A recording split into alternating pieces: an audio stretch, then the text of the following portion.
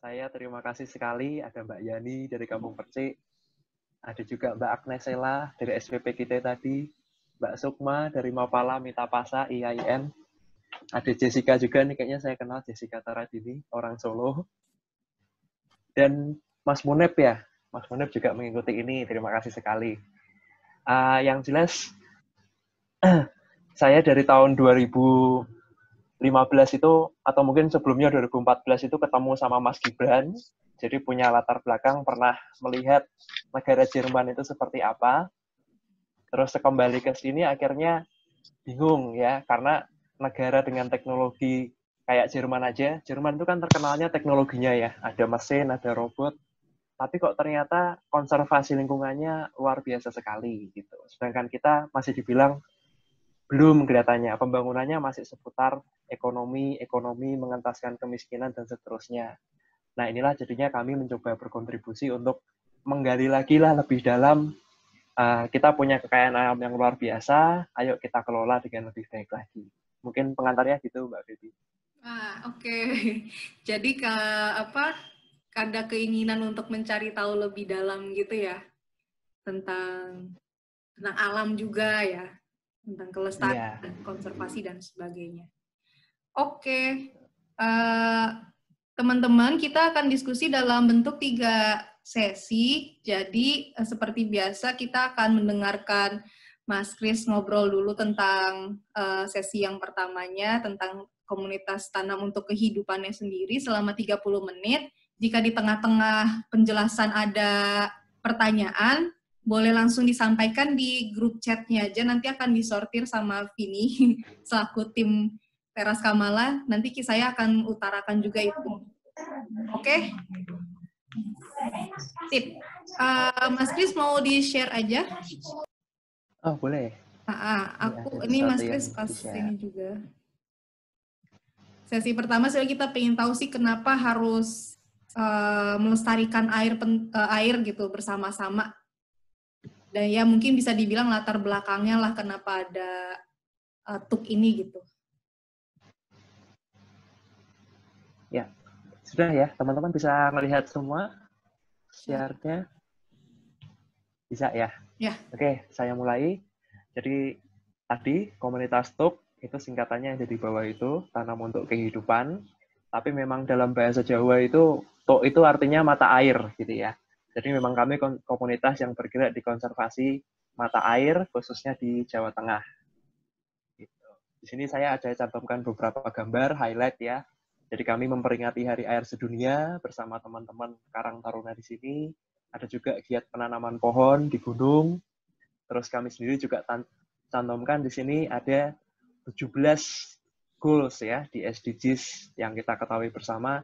Ini harus kita kejar bareng-bareng nih kalau negara pengen punya pembangunan yang berkelanjutan. Gitu. Jadi selama 3 sesi nanti mungkin, saya jelaskan ini dulu ya tentang Kota Salatiga, mungkin barangkali belum banyak yang tahu. Jadi kami adalah salah satu kota yang heboh waktu tahun 2016-2017 kemarin, karena exit tolnya itu persis ada Gunung Merbabu. Ini ya pemandangan gunung ini. Ini gunung yang kami anggap sakral ya. Jadi pusat kehidupan Salatiga mungkin berasal dari Gunung Merbabu ini. Ini adalah hulu dari Sungai Senjoyo, nanti juga akan kami jelaskan di sini. Itu yang merupakan sumber air dari kota Salatiga ini dan mengalir untuk seterusnya sampai ke Laut Jawa. Nah, terus selama 30 menit ke depan atau lebih, mungkin kita akan cerita tentang ini ya, bagaimana berdirinya komunitas TUK, terus kenapa kami menganggap pelestarian mata air itu penting dan harus dilakukan bersama-sama. Terus kita juga akan terbuka, open, ini mungkin sesi diskusi nanti ya, karena gerakan kita ini gerakan komunitas, pasti punya tantangan ya. Kita bukan pemerintah, kita bukan perusahaan, PT, tapi kita pengen bergerak secara komunitas. Tentunya ada strategi-strategi khusus di sini. Dan yang terakhir adalah impact yang selama ini boleh dihasilkan oleh komunitas untuk sendiri. Ya. Nah, kalau tadi Gunung Merbabu nih, selanjutnya kami perkenalkan. Ini adalah pekarangan dari basecamp kami, basecamp komunitas TUK. Itu kebetulan ada kunjungan dari mahasiswa UKSW, ini dari jurusan Viskom. tapi mereka mau belajar lebih banyak tentang lingkungan. Kami sangat apresiasi sekali. Dan ini adalah founder dari komunitas TUK, yaitu Mas Rudi Ardianto. Mungkin ini Pak Dwi kenal ini. Atau saya juga kurang tahu, teman-teman di sini juga mungkin kenal. Beliau ini sebetulnya adalah seniman ya. Lebih cenderung ke arah seniman, tapi menjadi aktivis lingkungan hidup dengan mendirikan komunitas TUK ini. Nah, filosofi yang beliau percaya adalah di zaman sekarang ini untuk membuat sesuatu, sebenarnya kita tidak perlu merusak lingkungan lagi.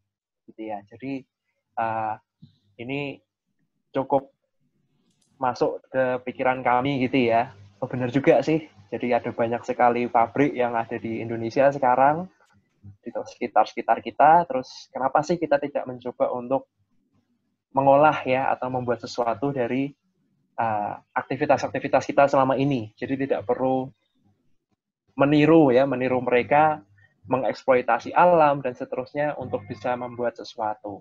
Gitu. Itu background dari komunitas kami seperti itu. Nah, kemudian komunitas ini juga paling terkenal sama festival mata airnya. Ini bisa dilihat di website itu ya, gerakart.com/TUK. Ya. Ini saya screenshot dari situ. Jadi festival mata air ini adalah kegiatan seni, kegiatan musik tahunan yang ada di Salatiga. Ini diorganisasi oleh komunitas TUK, Tanam untuk Kehidupan. Kita bertujuan ingin meningkatkan awareness ya, kepedulian tentang lingkungan dan isu air untuk semua orang.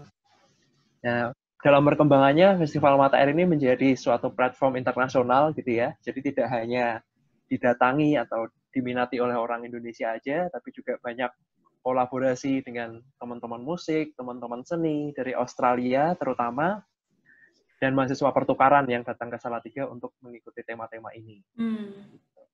Jadi di festival ini kita ada banyak banget, seperti yang di-share sama Mbak Feby tadi mungkin, nanti bisa dilihat lagi selanjutnya. Ada workshop, kemudian ada bagaimana menggambar, bagaimana kita membuat kampanye-kampanye secara kreatif, tapi itu berdasarkan seni itu tadi. Nah, barangkali inilah yang menarik dari komunitas TUK ya, kenapa kami bisa konsisten selama ini, karena kita tidak hanya menggunakan otak kiri terus dalam berpikir ya, tapi juga menggunakan sisi-sisi otak kanan yang selama ini mungkin jarang dieksploitasi ya. Kita lebih banyak ke, harus bikin peraturan seperti ini, harus ada sanksinya seperti ini, kita harus maju pakai jalur pemerintah seperti ini misalnya. Tapi ternyata enggak. Di komunitas TUK minimal kami selalu dapat support dari teman-teman Jogja, teman-teman Bali, yang menyumbangkan ide-ide kreatif itu tadi. Bagaimana kita kampanye lingkungan menggunakan media seni. Jadi Festival Mata Air dimulai dari tahun 2006, itu di Senjoyo itu, dan berkali-kali ya, 2007 ada, 2012, sampai nyambung yang di sebelah kanan itu. Terakhir kita adakan tahun 2016. Ini saya waktu itu sudah di sini ya, ketika di Muncul ini, atau Rawaboni ini. Dan waktu itu salah satu keberhasilan kita adalah TPS, ya, tempat penampungan sementara sampah itu akhirnya diadakan di Muncul. Sebelumnya mereka kesulitan untuk membuang sampah, jadi mengakibatkan banyak sampah itu langsung dibuang di sungai, dan jadi menurunkan kualitas mata air langsung serendah-rendahnya ya. Dari sumber yang begitu jernih, karena ada sampah, jadinya langsung dengan level yang paling rendah. Nah, akhir-akhir ini kami sedang menggalang kekuatan nih, ibaratnya nih, untuk bisa mengadakan festival mata air lagi melalui peringatan kecil-kecilan, peringatan Hari Air Sedunia misalnya tahun 2019. Itu temanya air bersih untuk semua. Di sini ada Mbak Yani yang terlibat, teman-teman Karang Taruna Kalitaman juga bisa nyambung nanti. Dan tahun 2020 ini, kalau nggak ada corona, sebetulnya kita pengen merespon tema ini dengan membuat pameran dan workshop lubang-lubang resapan. Ya. Nah, ini juga didasarkan pada analisis ini ya yang kami baca tahun 2019 di BBC. Saya yakin teman-teman di sini semua pernah membaca ini ya, peduli lingkungan. Ada prediksi perkiraan Pulau Jawa ini akan kehabisan air di tahun 2040. Iya. Jadi ratusan juta orang di Pulau Jawa ini terancam bencana ya, yang tak pernah terbayangkan. Selama ini mungkin ketakutan kita sampah ya, kayak kata Mbak Feby di pengantar tadi ya. Selalu isu sampah, sampah, sampah, dan seterusnya. Tapi nggak ada orang yang berpikir ke sini mungkin ya sekarang ya. Kalau mungkin kita akan mengalami krisis air juga di tahun 2040. Sebetulnya fenomenanya udah kelihatan ya, kalau saya sudah coba Google juga gitu tentang Depok. Depok yang terkenal dengan situnya pun, kota 1000 danau atau apa itu, juga ada daerah-daerah yang kesulitan di musim kemarau. Betul Salatiga sekali. sendiri juga sama. Jadi walaupun di lereng Gunung Merbabu nih, bukan jaminan semua orangnya bisa mendapatkan air ya di musim kemarau.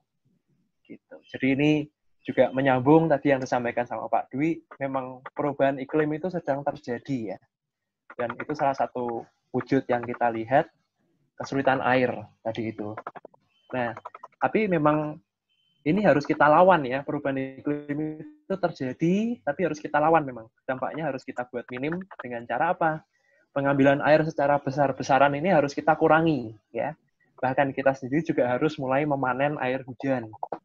Jadi zaman sekarang ini banyak sekali lahan-lahan yang beralih fungsi, semulanya berupa tanah, bisa menyerap air.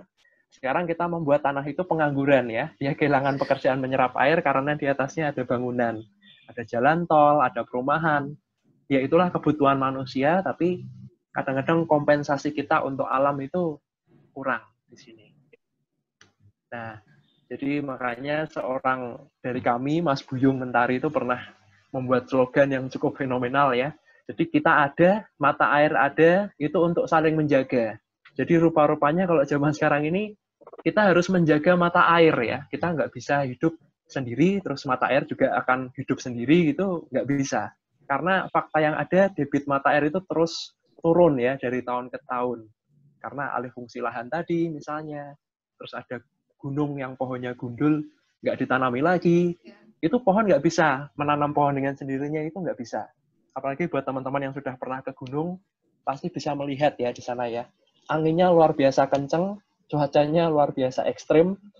Kalau kita cuma menanam pohon yang masih kecil-kecil tanpa perawatan, bisa dipastikan dia nggak bisa bertahan. Jadi memang itu butuh kita ya, kita harus ada untuk menjaga lingkungan sekitar kita.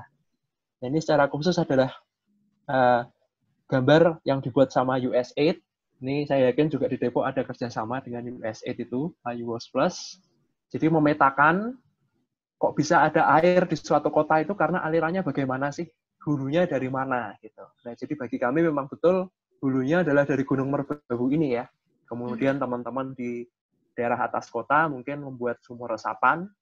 Nah, akhirnya sumur resapan inilah yang bisa menyimpan air-air tadi untuk menghidupkan mata air di tempat-tempat tadi. Jadi kami ada mata air Senjoyo ini contohnya, yang menjadi sumber untuk Salatiga. Nah, Festival Mata Air sendiri ini sekilas buat teman-teman yang belum menonton. Jadi kami adakan juga di tempat-tempat mata air seperti ini. Jadi untuk menarik perhatian orang-orang, ini loh sumber kehidupan kita, tempat mata air ini ya. Barangkali tempat itu juga masih kotor, penuh sampah, dan seterusnya. Kita buka aja ke depan banyak orang. Jadi supaya kepedulian itu tumbuh dengan melihat langsung. Makanya beberapa di sini misalnya kita membuat seni instalasi ya, kalau di dunia seni. Jadi membuat suatu dekorasi, tapi berukuran besar gitu ya, sehingga bisa buat foto selfie kalau orang zaman sekarang.